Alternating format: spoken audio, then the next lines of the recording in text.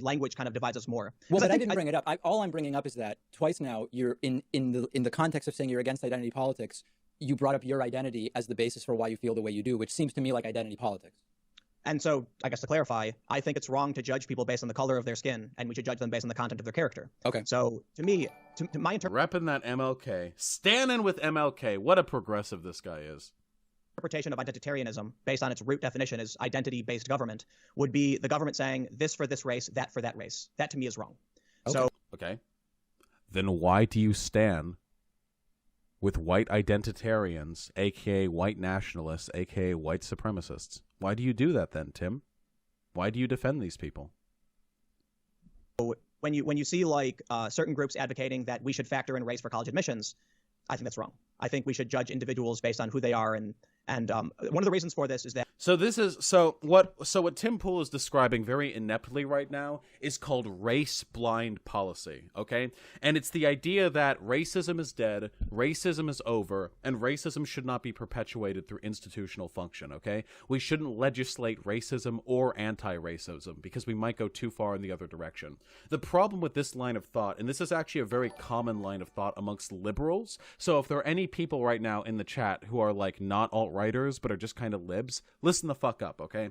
The reason why this like mode of thought is a problem is because whether you like it or not, there are huge institutional differences in society today. Black people have massively lower home worth, massively lower average income, massively lower chance of graduating high school and getting into college, massively higher chance of being arrested, massively higher chance of being incarcerated, massively higher chance of living in low income areas. There is a huge institutional barrier, and that barrier right now, to this day, right now in this moment, not just as a legacy of past events, but right now is being perpetuated through policies that generally speaking keep people in their lane.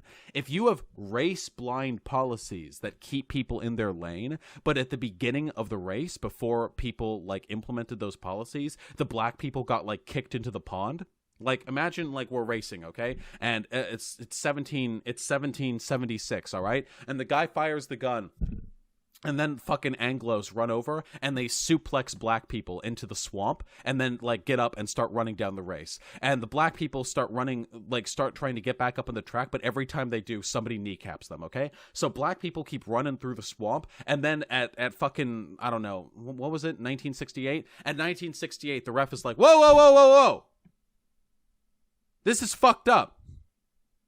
Stop kneecapping the fucking black guy when he tries to get up out of the swamp. So they stop doing it. By now the white people are like 6 miles ahead, so no one's even around to fucking kneecap him anymore, but that's where the analogy fails, okay? And the black person gets up out of the swamp and starts running alongside the race, but they're like 6 miles behind, and the black guy shouts at the ref like, hey, can I get like a time bonus, or can they stop for a fucking minute? I'm really far behind and I don't think it's like really my fault. And then the ref says like, well, we can't like benefit you. We can't like privilege you. Like, things are even now. Nobody's in the swamp. We're all racing together. We can't do that. That'd be reverse racism. This is a clunky analogy, but this is like basically literally it. The fact of the matter is that we live in a society.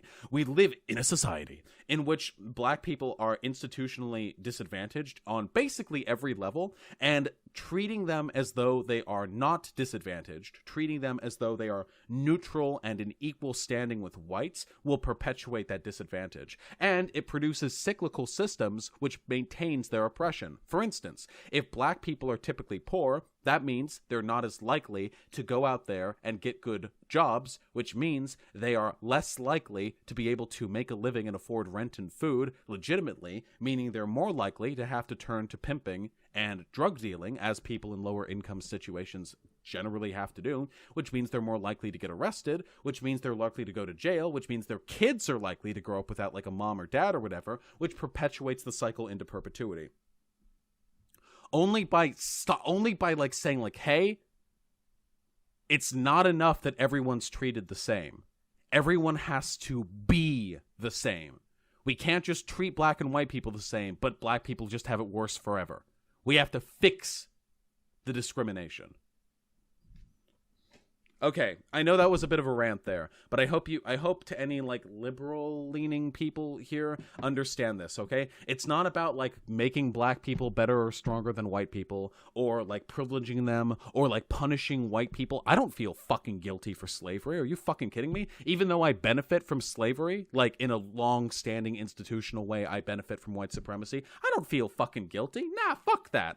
I live my life free of guilt, okay? But just because I don't feel guilty doesn't mean there aren't people out there suffering in ways that could be mended through government policy. Okay, let's fix it.